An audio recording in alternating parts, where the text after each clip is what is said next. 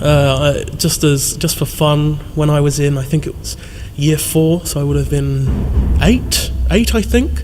When Jonathan Antoine first stepped onto the Britain's Got Talent stage in 2012, few could have imagined the depth of the story behind that trembling teenage boy.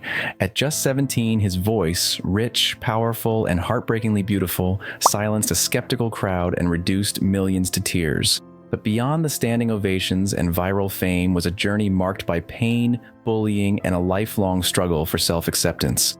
What the world saw as a sudden rise to stardom was, in truth, the culmination of years of inner battles, resilience, and finally, revelation. This is Jonathan's story, a tale of music, struggle, discovery, and the quiet triumph of the human spirit. A difficult childhood and the early signs of a gift, Jonathan Antoine was born on January 13, 1995, in Chigwell, Essex. From the outside, his childhood seemed peaceful, but beneath the surface was a world of loneliness and cruelty. He was bullied mercilessly from the age of 4, mocked for his size and quiet nature. Teachers often found him crying in corners while classmates hurled food at him during lunch breaks. Yet amid the pain, something extraordinary was forming, a gift no one could see yet. By the age of 6, Jonathan had perfect pitch, a rare ability found in only a few thousand people worldwide. Music became his escape. When the world turned harsh, he turned inward, composing melodies in his mind, using them as a refuge from the bullying that haunted his every day. His mother, Julie, would later say music saved his life long before anyone ever heard him sing. The struggles with weight and the impact of trauma food became Jonathan's comfort long before he understood why. By age 4, it was his shield against pain. By 5, he was already heavier than most adults thought normal for his age. The teasing only made it worse. Every cruel word sent him back into the one thing that didn't judge him: eating. By 10, he weighed over 150 pounds. His mother tried everything to help, even mortgaging the family home twice for therapy, but nothing seemed to work. Doctors later discovered that Jonathan suffered from trauma-induced hyperphagia, a rare condition triggered by emotional distress that leads to compulsive eating. It was a vicious cycle. The bullying caused his weight to rise, and his weight made the bullying worse. But through all of it, Jonathan never gave up on music. While his body carried pain, his voice carried hope, a voice he didn't yet realize was extraordinary.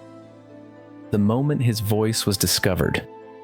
Jonathan's life changed unexpectedly when he was 10 years old. During a regular choir practice, a substitute music teacher, Mrs. Williams, asked him to sing. Nervous and shy, he tried to hide behind other students, but when he opened his mouth, time seemed to stop. What came out was a voice beyond his years, strong, soulful, and mature. Mrs. Williams later said it was like Pavarotti trapped in a child's body. Jonathan's natural vibrato and tone were astonishing for someone his age, qualities that professional singers take decades to develop. Within weeks, he became the star of his school's performances. His voice could fill an entire auditorium without a microphone. For the first time, he wasn't invisible. His gift had given him a reason to believe that he could be more than the boy people teased. The first taste of recognition and self-belief. At 15, Jonathan entered the Stratford and East London Music Festival. Weighing nearly 300 pounds, he stood out not for appearance, but for the voice that poured from his soul. Competing against over 40 trained vocalists, he chose to perform Nessun Dorma. By the time he finished, the entire hall erupted in applause that lasted more than 4 minutes. One of the judges, Sir David Wilcox, awarded him the highest score in the festival's history. For Jonathan, it was a defining moment and the first time he felt celebrated, not ridiculed. That performance earned him a place at the Royal Academy of Music's junior program, one of only a handful selected from thousands of applicants. Though he still struggled with confidence and anxiety, for the first time, Jonathan began to believe that his voice might truly be his destiny. A life-changing partnership and the Britain's Got Talent breakthrough. In 2011, Jonathan's music teacher, Jenny Ewington, paired him with a confident classmate named Charlotte Giaconelli. She believed their voices, his deep, emotional tenor and her bright soprano, could create magic together. They were opposites in every way. Jonathan was shy, withdrawn, and terrified of performing, while Charlotte thrived in the spotlight. Yet when they sang, something remarkable happened. Their first duet, The Prayer, left everyone speechless. Encouraged by their teacher, they auditioned for Britain's Got Talent in 2012. Jonathan was reluctant, certain the world would judge his appearance before hearing his voice. But Charlotte's persistence won. When they walked onto that stage, Simon Cowell's skepticism was visible. Then Jonathan began to sing, and everything changed. His voice soared, stunning both the judges and millions watching at home. It was more than a performance, it was redemption, fame, pressure, and the power of loyalty. After their breathtaking audition, Jonathan and Charlotte became overnight sensations. Their video went viral with millions of views in days, and soon they were being compared to Susan Boyle. Yet even amid the praise, challenges followed. Simon Cowell urged Jonathan to go solo, believing he'd be more successful without Charlotte, but Jonathan refused, choosing loyalty over fame. "We came here as a duo and will stay that way," he said. That act of integrity won the hearts of fans around the world. Although they finished second in the finals, Simon still offered them a recording deal worth over £1 million. Their debut album, Together, went platinum, proving their magic was no fluke. But behind the success, Jonathan's anxiety deepened. The fame was overwhelming, and the pressure to maintain perfection began to weigh heavily on him.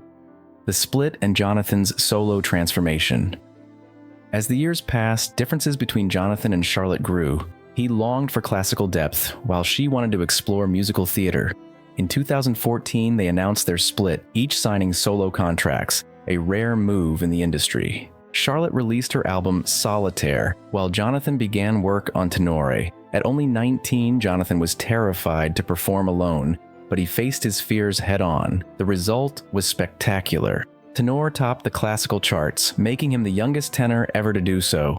Soon, legends like Placido Domingo invited him to share the stage. The boy once bullied for his looks was now standing beside giants of opera. Still, fame didn't erase his pain. He struggled quietly with anxiety and health issues, determined to heal both his mind and body while staying true to his art. A voice of courage and advocacy. By 2020, Jonathan had evolved into a confident, world-class performer. His album Going the Distance, recorded with the Royal Philharmonic Orchestra, told his story through music, pain, growth, and triumph. Yet his most personal revelation came in 2023. During an interview in Australia, Jonathan revealed that he had been diagnosed with autism at age 27. For him, it was both shocking and liberating. Suddenly, years of confusion and emotional exhaustion made sense. He shared his journey openly, saying he had spent 28 years in the dark. The reaction was overwhelming. Fans praised his honesty, and many said his story gave them courage to embrace their own diagnoses. Jonathan began using his fame to advocate for mental health and neurodiversity, becoming a voice for those who often go unheard. Health, healing, and a new beginning. Alongside his emotional transformation, Jonathan underwent a remarkable physical one. Long before his autism diagnosis, he had begun taking control of his health. In 2013, he joined a weight management program and lost over 70 pounds. Later, doctors discovered a thyroid condition that had made weight loss nearly impossible before.